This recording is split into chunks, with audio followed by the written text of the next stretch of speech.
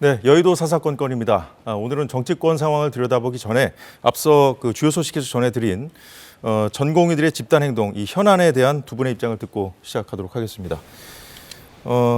전 변호사님께 먼저 여쭤보겠습니다. 의대 정원이 지금 의대 정원을 증원하는 것이 필요하다는 그 국민적 여론이 압도적으로 지금 높거든요. 이런 그 여론을 좀 등에 업고 정부가 추진하고 있는 상황인데 어떻게 보십니까? 글쎄요, 이 문제는 여론을 등에 업고 추진했다 이렇게 평가하기보다는 의사가 충분돼야 된다는 거, 더 많이 늘어나야 된다는 것은 거의 당연론이거든요. 그런 면에서 윤석열 정부가 2,000명 정원을 결정을 했던 건데, 이 과정에서 가령 여론을 믿었는지 아니면 이 당연론에 너무 집착을 했는지는 모르겠습니다만 의견 수렴 절차에 너무 좀 소홀하지 않았냐. 그래서 이런 파장을 일으킨 건데, 그래서 일각에서는 그런 얘기를 합니다. 지금 선거 전에 왜 하필 이런 문제를 터뜨려서 입장을 어렵게 하느냐. 결국은 의료 대란이 계속 확산이 되고 이것이 장기화되면 정부의 부담이 되고 집권 여당의 그것도 부담이 되는 건데, 여론이 안 좋을 수도 있다. 예. 그래서 왜 하필 지금이냐. 선거 마치고 나서 4월 중순 이후에 발표를 해도 충분한 것을 왜 일찍 서둘러 발표를 해서 이 분란을 일으킨 거냐. 그래서 제가 보기에 일각에서 있는 음모론은 아니다는 겁니다. 이건 처음에는 음모론이 상당히 설득력이 좀 있었거든요. 오늘 음모론 얘기가 나왔는데 그것도 예. 다른 기회에서 얘기를 해보겠습니다. 최재성 전 수석께서 청와대 계실 때였는지 모르겠습니다만 문재인 정부 때도 이걸 추진하려다가 지금 같은 반대 상황에 좀 막혀서 포기한 적이 있지 않습니까? 예, 제가 청와대에 있을 때입니다. 잘하시겠네요. 예, 그런데 이 문제가 의외로 좀 예민하고 복잡한 문제거든요. 그래서 첫 번째로 소통을 충분히 해야 된다. 예. 근데 이 과정이 결격이 되면요, 그야말로 이제 극한 대치하면서 국민들이 손해를 보고 예. 그럴 수 있는 사안이라서 첫 번째가 정부와 관련 기관과의 소통이 굉장히 중요한데 이게 좀 결격됐다는 거고요. 지난 정부에서는 400명 늘리는 400명이었습니다. 예, 네. 그것도 힘들었어요. 그래서 그때 조금 보류를 하면서 협의체를 만들어서 향후에 이 협의체에서 관련된 사안을 논의하고 진행하는 걸로 했는데 이 정부에서 그런 과정들을 전부 무시를 하고. 그 지난 정부 때 그 협의했던 상황이 좀 이어지는 상황이었나요? 아니면 완전히 끝났었던 건가요? 지난 아니, 이제 그게 그러니까 진행형 사안이었죠. 그래서 진행형이었다. 중요한 거는 그 협의체, 그 예. 협의 틀 있지 않습니까? 이 속에서 좀 다뤄지면서 소통도 하고 조율도 하고 했어야 되는데 이게 좀 못내 아쉽다는 생각이 들고요. 그다음에 두 번째로는 이게 요 증언이 몇 명이냐 요 문제로만 이게 천착해서는 안 되거든요. 오늘 윤석열 대통령도 그 2,000명이 규모가 어떠냐 좀 논란거리인 것 같습니다만은 최소한의 확충 규모다. 또 오늘 이렇게 강조를 했어요, 대통령이시죠. 조금 입장이 다른데요. 한꺼번에 2,000명 이것이 과연 적절한지도 조금 가늠을 해봐야 되고요. 이런 게 바로 관련 단체하고 좀 논의하고 소통해야 될 내용이라고 보고요. 그다음에 말씀드리다 말았는데요. 이게 이제 필수 의료 분야 이쪽 이제 소아과라든가 이런 분야에 대한 이제 정책이 또 같이 결합이 돼야 되고요. 또 공공의료 시설 확충이라든가. 그래서 단순히 숫자 갖고 2,000명이냐 아니면 또 민주당이 얘기하듯이 2,000명 불렀다가 나중에 줄이면서 타협할 거다 정치쇼다 요렇게만 볼 것이 아니고 다른 정책하고도 이게 같이 진행이 되지 않으면은 사실 이게 숫자만 가지고 갑론을 박하고 숫자의 전쟁이 돼버리면 이거는 더 곤란하고 적절치 않은 거거든요. 이런 점들이 좀 아쉽습니다. 제가 보기 대해서 한 말씀만. 그 여야의 공방도 이 사안 관련해서 좀 이어지고 있는데 그거 잠시 듣고 말씀 듣겠습니다. 의대 정원 확대를 둘러싸고 논란이 심각하고 우리 국민들의 걱정이 많습니다. 도저히 수용할 수 없는 요구를 던진 다음에 혼란과 반발을 극대화시켜서 국민들의 관심을 끌어모은 연후에 누군가가 나타나서 이거를 규모를 축소하면서 원만하게 타협을 끌어내는 그런 정치쇼를 하려는 거 아니냐. 연간 2,000명을 지금 당장 증원을 하면 지금 현재 의대들이 이 2,000명을 수용할 수 있습니까? 애초에 정원 규모가 발표된 지 2주나 지나서 이러한 주장을 하는 저희가 무엇인지 묻지 않을 수 없습니다.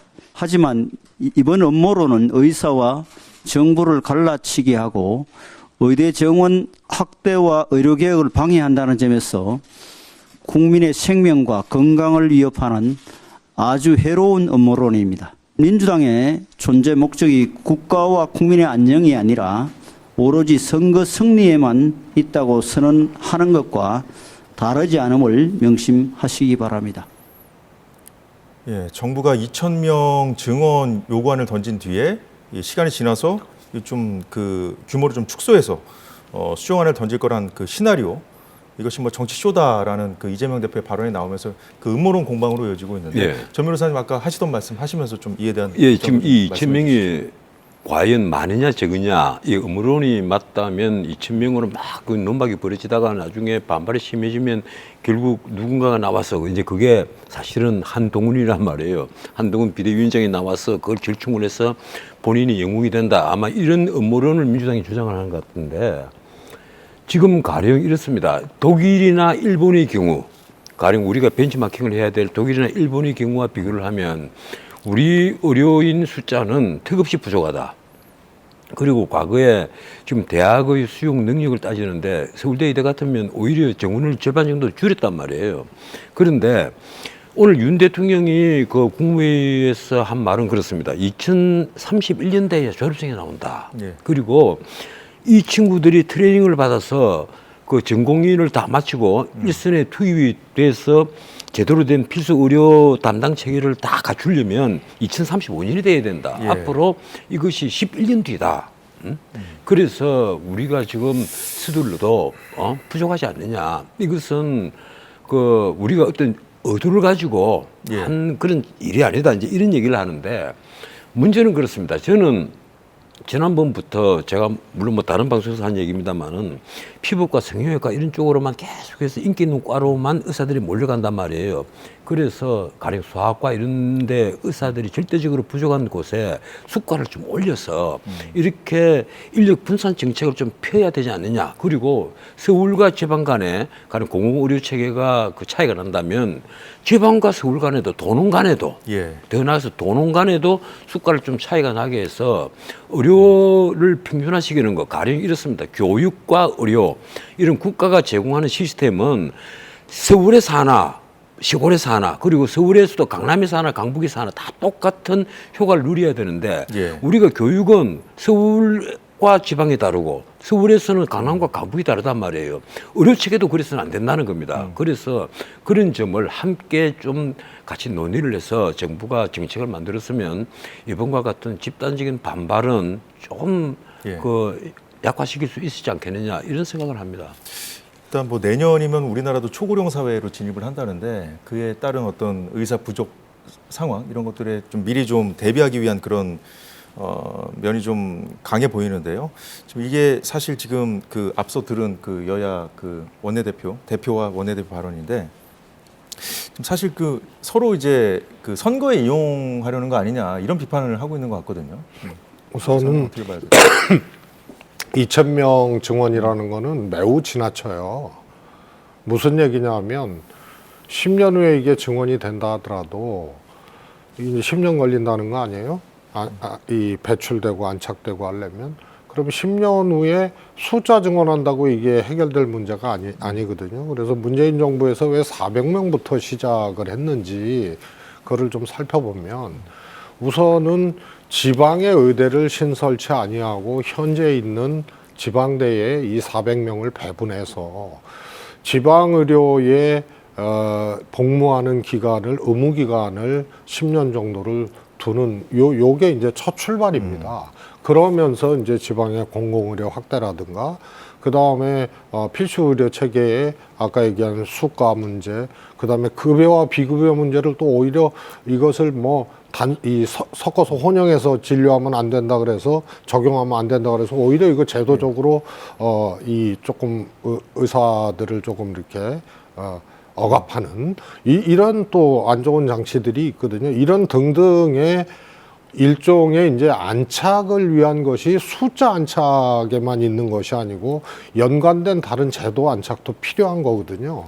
그래서 2,000명을 갑자기 이렇게 하고 10년 후에 2,000명 됐을 때 모든 체계가 짠 갖춰진다 이런 것은 있을 수가 없는 일이죠. 그래서 숫자에 매우 너무 지나친 포커스를 감이 맞추면 있어요. 다른 것들을 좀 등한시하게 될 수 있다는 그런 말씀이세요? 그렇습니다. 당장 이 필수 의료 체계의 수가 문제라든가 이거 어떻게 할 것이고, 그 다음에 공공의료 체계라는 게 특히 지방의료 같은 경우에 이게 그냥 공공의료 시설이라든가 이런 것들을 지금 계획해도 10년 후에 이게 될지 안 될지도 모르는 문제고요. 또 지방에서 의무 복무 기간을 지난 다음에 또 이분들이 다 수도권으로 올라올 가능성이 크거든요. 그랬을 때 이제 대책도 수요 마련해야 공급의 문제를 어떻게 할 거냐. 이런 등등이 없이 그냥 이 2,000명 짜내서 10년 후면은 된다. 이런 네, 거는 이제 이거 좀 제가 정리를 해야 보기엔 될 것 같은데 이제 그 정치권에서 이제 건설적인 논의가 필요한 사안인데 이게 지금 오늘 그 공방이 오가는 걸 좀 들으시지 않았습니까? 이 상황은 좀 어떻게 보신? 간단하게 좀 말씀해 주시죠. 저는 뭐 여당이든 야당이든 이것을 이제 정치적으로 접근하는 것은 온당치 않고요. 우선은 2,000명이 과다는 부분에 대해서는 아마도 제가 보기에는 정부에서도 2,000명을 고수하지는 못할 겁니다. 그러니까 야당의 일종의 저거는 협상용이다.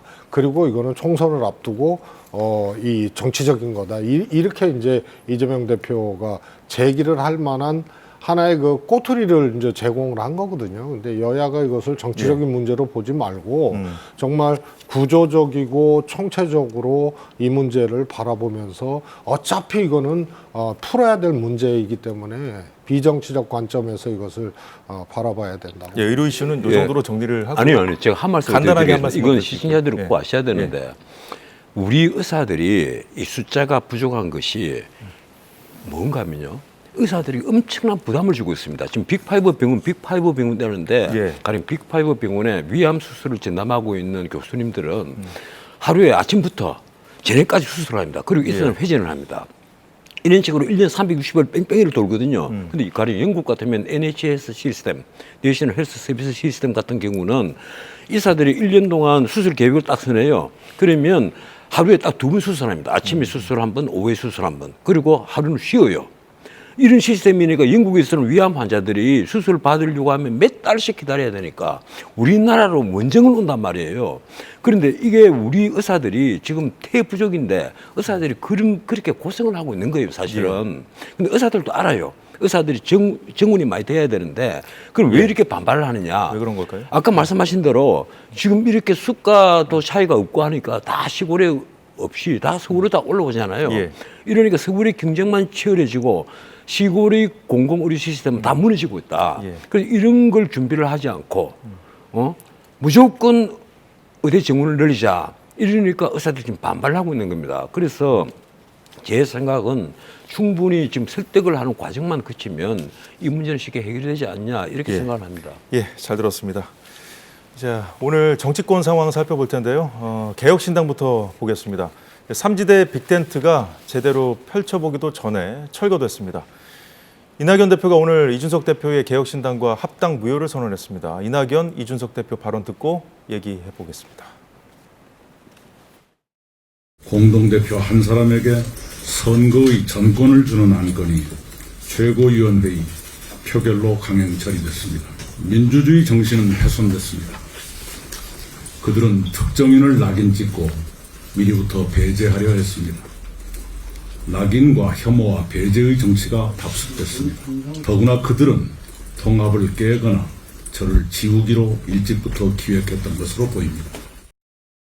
이번 통합에 있어가지고 여러 주체가 있었습니다. 근데 이견을 조정하는 과정 중에서 새로운 무리가 이탈하게 된 것이고 저희 개혁신당에 합류한 나머지 재구성원들은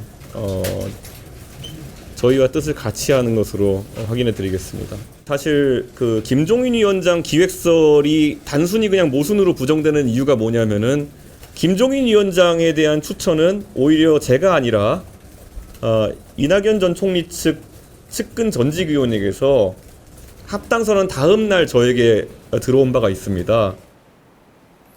예, 최재성 수석님 먼저 여쭤보겠습니다. 일단 한 가지 포인트가 힘으로 이준석계가 밀어붙인 거, 그리고 배복주 류호정 이 두 사람 등등 뭐 미리 뭐 낙인 찍고 배제한 거, 이 부분에 대해서 그 이준석 대표가 그동안 비판해 왔던 사람들하고 뭐가 다르냐, 뭐 이런 건데요. 어떻게 보십니까? 우선 저는 애당초 이제 신당도 양당 체제가 될 것이다라고 그렇게 얘기를 했는데 어느 날 그냥 통합을 해버렸더라고요. 그래서 뭐 다 아시다시피 정당을 같이 한다는 얘기는 기본적으로 전제될 것이 있습니다. 일단 지도자가 있어야 되고, 예. 그 다음에 지지 기반이 뚜렷해야 되고, 그 다음에 이제 정체성 문제죠. 정책이나 이런 것에 대한 하나의 이제 동질성, 공감 이런 것들이 있어야 되는데요. 이 세 가지가 결격된 상태에서 정당을 한다. 이것은 이제 의미 있게 지속성을 갖고 나가기 어려운 그런 이제 통합이었다는 것을 반증하는 거고요. 그래서 지금 어찌 보면은 정상적으로 저는 돌아가는 과정이라고 봅니다. 같이 할 수 없는 통합을 시기적 정치적 이유로 같이 했는데 막상 해보니 충돌이 일어나고 우선 이준석 대표가 유호정 의원이나 배정주 예. 씨한테 그렇게 하는 거는 우선 이준석 대표가 통합을 하면서 이 대표나 기존 개혁신당의 지지자들이 이탈을 하잖아요. 예. 왜냐하면 정책적 충돌 때문에 그러는 거거든요. 젠더 문제라든가 뭐 등등등. 그래서 이준석 대표가 비판을 하게 되는 거고, 이런 것들이 이제 끊임없이 충돌을 하는 거예요. 그 주변에 보면 정치를 잘 모르는 분들 반응도 과연 정치를 잘 아는 저분들이 왜 그것도 모르고 했을까? 이게 좀 이해가 안 된다는 그런 반응들이 많더라고요. 그래서 저는 그것이 이제 조금 급해서 한 거, 당황해서 한 거, 뭐 이런 걸로밖에 해석이 안 되고, 이준석 대표가 최대의 피해자라고 저는 얘기를 했거든요. 통합의 최대의 피해자다. 그래서 어차피 보수의 그라운드로 다시 가서 거기서 자기 역할을 하고 자기 정치를 할 수밖에 없는 게 이준석의 운명이거든요. 그 얘기도 좀 이따 해보겠습니다. 자, 전 변호사님. 예. 오늘 사실 지금 다시 갈라선 분들도 과거에 이제 이준석 대표를 응원했던 사람들이거든요. 근데 이제 겪어보니 우리도 속았다, 이런 얘기를 해요. 그 이준석 대표가 가는 곳마다 분란이 일어난다, 뭐 이런 말도 지금 언론에 나오고 있습니다. 그런데 솔직히 처음부터 이건 정당이 아니었어요. 정당은 같은 이념으로 뭉쳐서 정권을 획득하기 위한 하나의 결사체인데, 헌법 8조가 상정하고 있는 정당은 그런 겁니다. 그런데 이건 언론에서 그런 표현을 쓰잖아요. 자탕밥이다. 언론 사설에서 전부 다 그런 표현을 쓰고 있습니다. 그럴 정도로 이념과 철학이 다르다는 말은 뭔가 하면 애초에 철학이 없다. 이 빈곤한 철학이라고 할까요? 문자 그대로 그 본인들은 뭐 무능하고 타락한 거대 양당의 어떤 독점적인 그런 구조를 깨겠다. 이래서 예. 그 출발을 했지만 결국은 나중에 보니까 돈, 공천 이 두 가지 문제 아니겠느냐. 그래서 통합정당을 설 전에 바로 급박하게 출범을 시켰을 때 당명, 최고위 구성을 어떻게 한다. 이 정도만 합의를 하고 출범을 시켰단 말이에요. 그리고 그 뒤에 한 일이 뭐예요? 양정수 의원을 끌어넣어서 6억 6천만 원 국가 보조금을 받는 거. 그 일에 집중을 했단 말이에요. 예. 그리고 나서 그 다음에 계획을 한 것이, 자, 총선을 지휘하는데 공동대표가 아니라 이준석이 독점적으로 한다. 그 캐스팅 보트를 쥐고 있는 사람이 사실은 금태섭 의원이었습니다. 이미 2대2로 딱 나누지가 있었는데, 예. 그럼 금태섭은 그 뒤에 후견인 비슷한 역할을 해온 분이 김종인이에요. 그 이준석도 그렇고. 그래서 결국은 금태섭 전 의원이 이준석 편에 설 것이라는 것은 사람들이 다 알고 있었습니다. 그런데 이 회의 시작하자마자 예. 그렇게 결정이 되니까 이내 김종민 의원과 이낙연 전 대표가 자리를 박차고 나왔다는 거잖아요. 예. 근데 김종민 의원이 한 말이 그거예요. 결국은 김종인 끌어들이고 그리고 이낙연을 제비시키기 위해서 이런 공작을 펼친 것 아니냐. 그게 이제 두 번째 저희가 좀 짚어보려던 두 번째 포인트거든요. 이른바 김종인 기획설. 그러니까 이낙연 지우기를 하고 이제 김종인 공관위 체제로 가려고 했던 거 아니냐. 결국 이 얘기를 이제 이낙연 대표가 하면서 오늘 나온 거거든요. 예, 아까 지금 이준석 전 대표, 이준석 대표죠. 대표가 한 말은 아주 재밌습니다.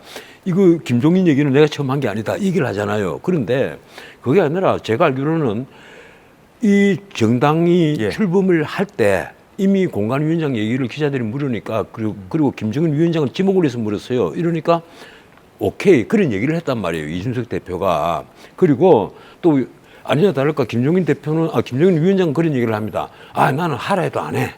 이렇게 또 뒤로 뺀단 말이에요. 그래 결국은 제가 보기에는 이 통합 그 정당에 이 개혁신당이나 통합정당에 김종인 그 공관위원장이 해서 그 대중의 또 주목을 받는 그런 공신을 좀 하려고 했는데 그게 이번에 이낙연 그 전 대표가 결국 깨면서 실패로 돌아간 것 아니냐. 제가 보기에는 그렇습니다. 결국 모두가 망했다. 그리고 그럴 수밖에 없는 게요. 예. 어차피 지지도가 계속 내려오고 있었어요. 알겠습니다. 그래서 예. 나는 정리해 주시죠. 멀쩡한 사람들이 이준석과 함께 순장당하는 거다. 저는 그렇게 표현을 하겠습니다. 저희가- 정치적으로 순장당하는 거예요, 이게요. 개혁신당 그 최고위원회 그 멤버들 포함해서 만든 화면이 있는데 좀 보면서 얘기를 나눴으면 좋겠는데요. 사실 이낙연 지우기 하려는 것 같다는 이 이낙연 대표의 발언, 이낙연 대표 측 발언이 나온 이유가 사실 그 김종인 그 공관위원장으로 좀 모시고 싶다는 이준석 대표가 그 김종인이라는 인물에 초점이 맞춰져서 그렇지 그 어제 그 최고위 회의 그 사태를 겪고 나서 그 어제 오후에 지금 보시면 이낙연 대표 측 쪽에 이제 그 최고위원 회의 참석하는 멤버가 이낙연 대표하고 김종인 최고위원 2명인데 이 두 사람이 나가면 저 공석을 그 이준석계로 채우면 된다 이런 얘기를 했다고 해요. 보도도 됐고요. 그래서 이런 부분들이 좀 반발을 더 좀 부른 게 아닌가 싶은데요. 아니 원래 근본적으로 같이 할 수 없는데 하잖아요. 그러다 보면은 별거 아닌 일도 또 이제 이 사감이 충돌하게 되고 감정이 커지게 예. 되고 그런 거거든요. 이 지금 개혁신당의 경우가 전형적으로 그런 경우예요. 파이가 너무 작잖아요. 파이가 작은데 예. 주도권은 분명히 있어야 되고 지금 좀 아까 화면에 띄워진 이 최고위원회 인원 분포 있잖아요. 5대3. 화면을 좀 더 볼게요. 저게 예. 사실은 신당이 통합을 안 했으면은 만약에 두 신당이 양당 체제로 두 정당이 존재했다고 하면은 예. 딱 저 세력 분포거든요. 그러면 그래서 그걸 인위적으로 해놓고 충돌이 일어나니 또 저렇게 이제 갈라지니까 이낙연 대표 쪽은 애당초 4개의 친당 추진 세력이 예. 있었지 않습니까? 예. 그래서 이대로 가면은 양당 체제가 되면은 이준석 개혁신당이 좀 몸집이 좀 커지고 이낙연 대표 쪽이 좀 고립되는 그런 형국이겠구나 싶었는데요. 딱 지금 저 그림이 그거죠. 오늘 이낙연 대표가 한 발언 중에 그 민주당을 대신할 진짜 민주당을 세우겠다고 했어요. 결국 그러면 이 이준석계하고 이낙연계가 공이 차라리 그냥 찢어져서 뭐 보수신당이나 진보신당으로 가는 것이 더 낫겠다는 생각을 내심 그동안 하면서 어설프게 좀 손을 잡았던 게 아닌가 하는 생각도 들고요. 그러니까 왜 했느냐가 해명이 안 되잖아요. 그래서 그거는 합치면 뭔가 될 것 같다. 이런 이제 조급함이라든가 이런 것들이 뒷받침되지 않았나 싶습니다. 그리고 1+1이 되면 2가 되거나 시너지가 돼서 3이 되거나 해야 되는데 이 통합 이전의 조사에도 1+1이 되면은 1.5가 돼버리거든요.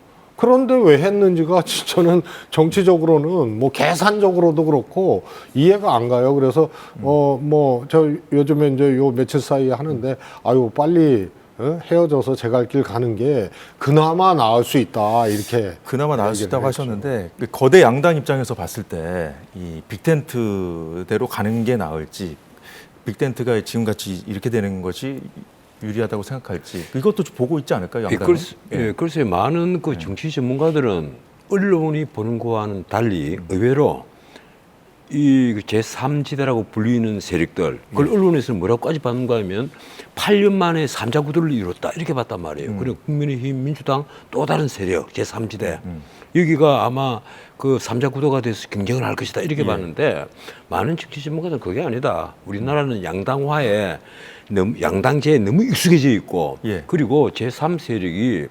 제3세력이라고 부를 정도의 어떤 독자적인 이념, 철학이 없다. 정책이 없다. 그래서 그대 두 정당과 경쟁을 할 어떤 그런 구도를 만들 수가 없다. 그리고 그럴 만한 자기 희생을 보여주는 인물이 없다.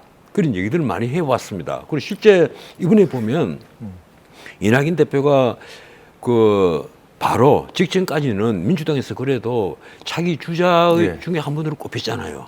그런데 이번에 이런 식으로 되면 많은 실망을 줄 거란 말이에요. 자 이렇게 되면 민주당에 불리해질까요? 국민의힘에 불리해질까요? 글쎄요. 제가 보기로는 좀 지금까지는 수를 이제 따져봐야 될것 같은데. 통합정당이 만들어지면서 예. 민주당 표가 더 많이 깔아먹으셨다. 그건 여론조사 결과를 쭉 보면 흐름이 있습니다. 민주당은 오히려 내려오고 국민의힘은 거꾸로 올라갔으니까 그런 이제 그 경향을 보이는데 앞으로 어떻게 될지 모르겠습니다만 하나 분명한 것은요. 예. 이준석 대표, 이낙연 대표 전부 다 윈윈하는 게 아니라 전부 다 자기들이 실점하는 그런 결과를 낳았다. 그래서 앞으로 이제 제3지대 언급하는 횟수는 더 많이 줄어들지 않겠느냐. 저는 그렇게 봅니다. 이낙연 대표가 먼저 이제 진짜 민주당을 하겠다는 얘기를 먼저 한 거예요. 이준석 대표보다. 진짜 보수신당 이런 얘기는 아직 그쪽에서는 안 나왔으니까 개혁신당에서는. 어디가 유리할 거라고 보십니까? 민주당, 국민의힘 중에. 아니 어차피 뭐 이준석 대표는 표현을 안 했지. 이쯤 되면 원래 이제 개혁 보수 이것을 이제 표방을 했기 때문에 그 길로 가는 것이고요. 근데 뭐 진짜 민주당을 이낙연 대표가 하시겠다고 말씀을 하셨습니다만 이게 이제 소위 말해서 100m 달리기로 따지면은 한 30m 갔다가 다시 이 출발선으로 와서 100m 완주하겠다는 얘기인데, 그러니까 진짜 민주당 만들겠다는 말이 그냥 말로 끝나는 거죠. 30m 허비했거든요. 근데 저는 이제 어느 정당의 유불리 이것을 총선에서 가늠할 수 있느냐 보면은요. 원래 그렇습니다. 통합된 형태, 갈라서지 않고 통합된 형태의 개혁신당이든 아니면 이준석 신당, 이낙연 신당 따로따로든 신당의 지지율이 있지 않습니까? 이것을 넘어서는 지역구 후보는 거의 없어요. 근데 있다면 누구냐? 나름의 기존 정치를 했거나 지역구에서 국회의원을 했거나 예. 전직 의원이나 뭐 전현직 의원이 되겠죠.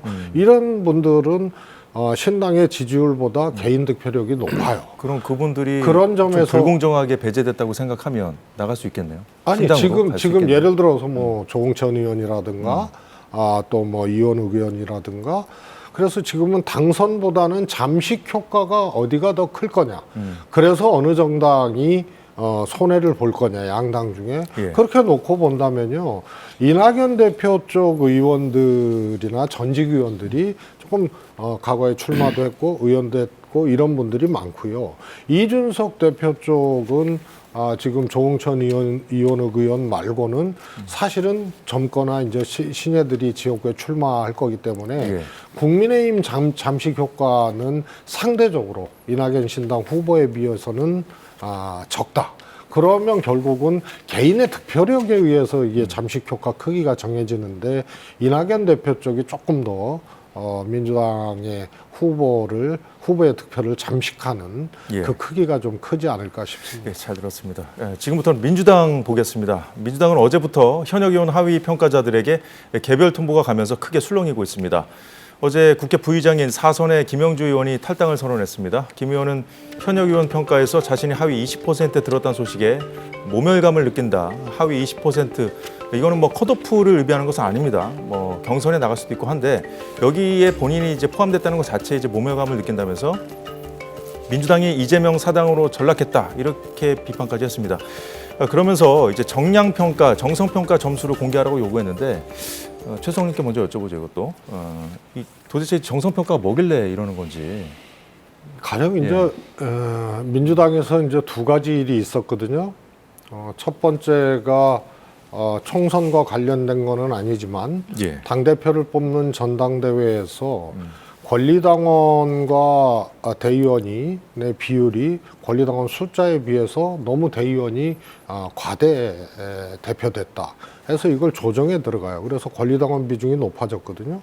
그럼 이재명 체제 아니에요? 그리고 이재명 대표의 적극적 지지자들이 권리당원에 많이 분포돼 있거든요.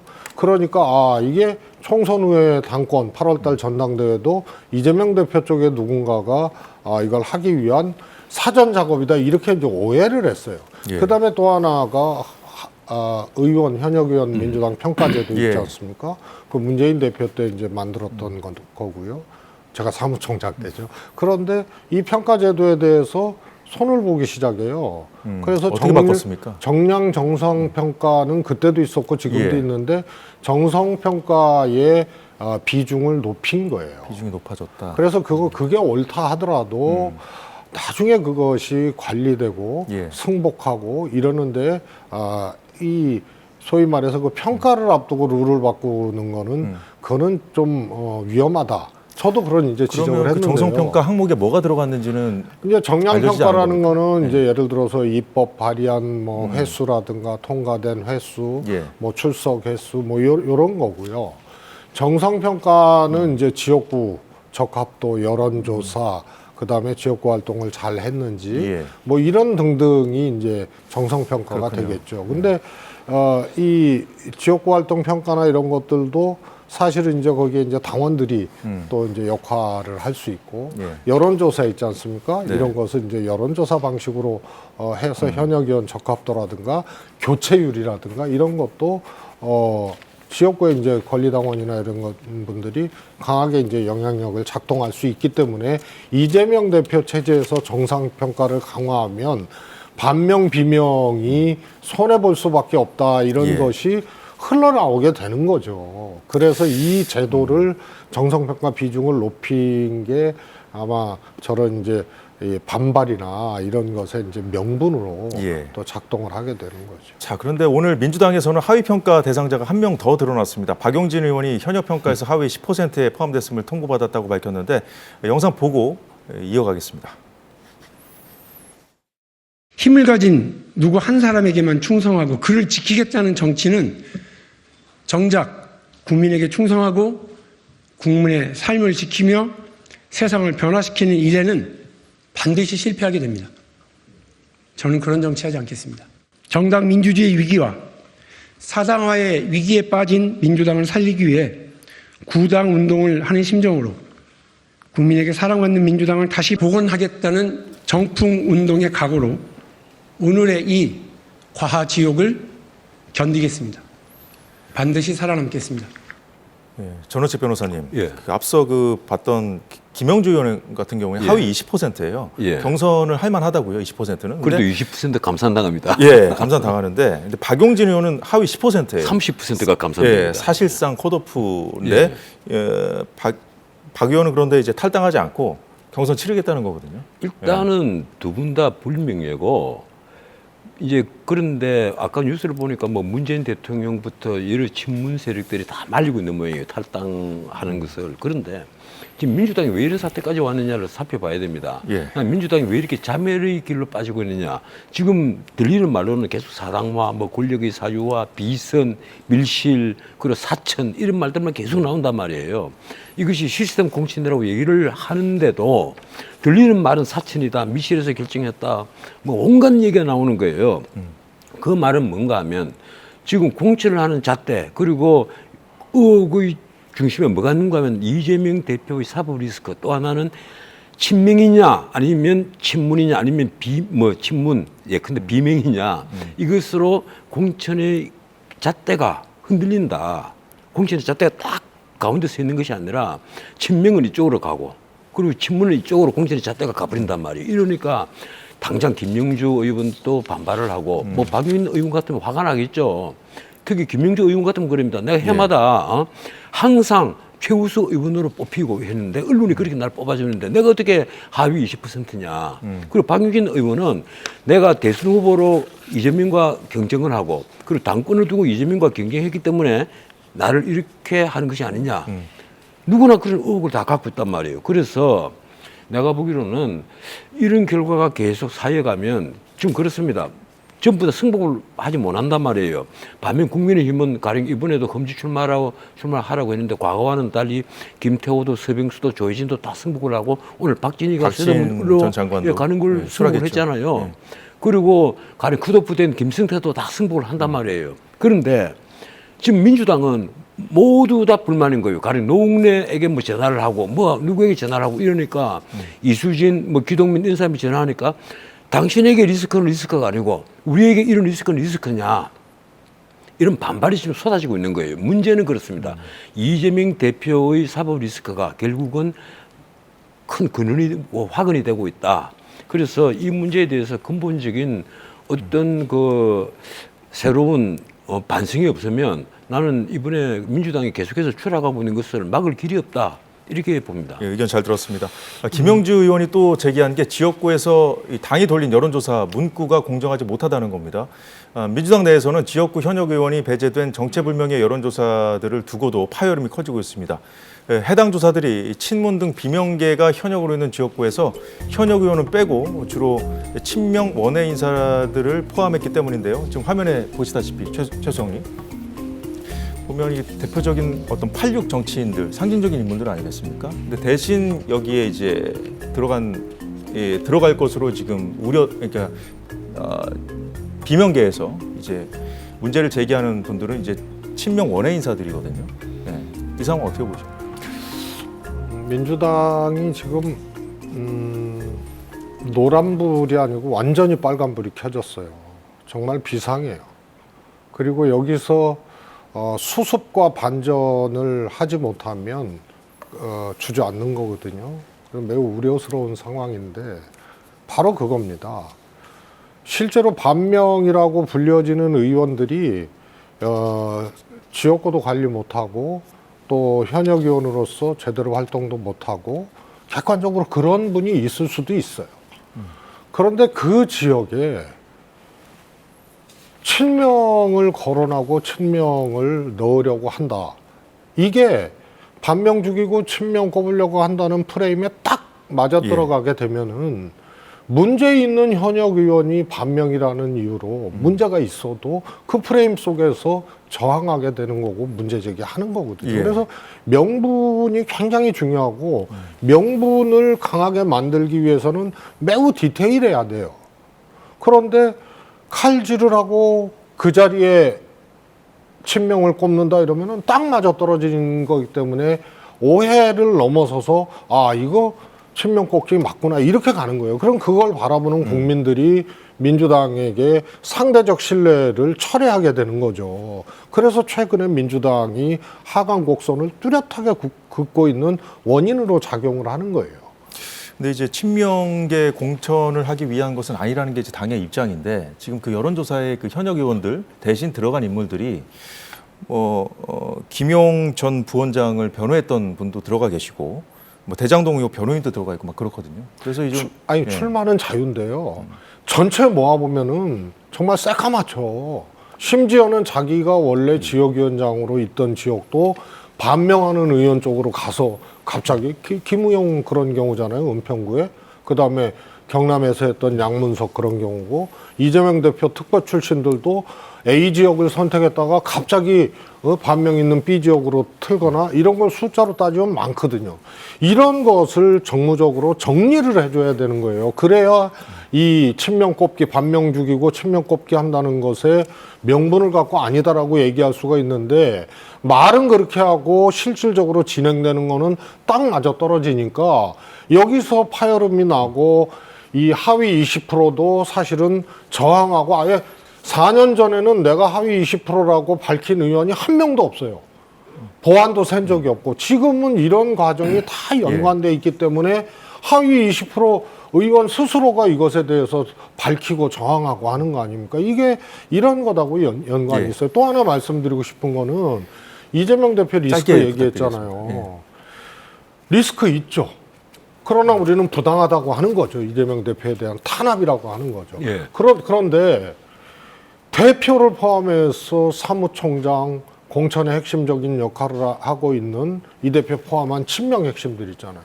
여기는 자기 경쟁자들을 자격심사 과정에서부터 제거해버려요. 그래서 여기서 오히려 그 리스크를 없애고 명분 갖고 공천 상황을 객관적으로 정리해낼 힘을 가지려면 헌신을 해야 되는데 이 헌신은커녕 오히려 오만하게 하니까 친명계 지도부 핵심들의 헌신이 필요하다. 통제가 안 되고 관리가 안 되는 이미 저희 코너 시간은 다 썼는데 제가 한 30초만 얘기를 하겠습니다. 짧게 부탁드리겠습니다. 이번에 한번 보세요.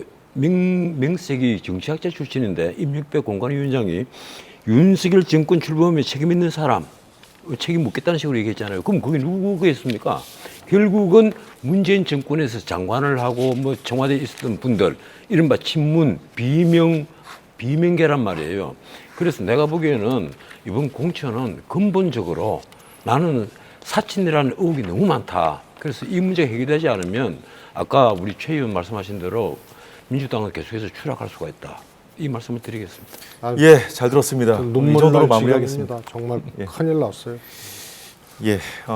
제가 오늘 그 여의도 코너는 그 전원책 변호사 그리고 최재성 청와대 정무수석과 함께했습니다. 오늘 말씀 고맙습니다. 고맙습니다.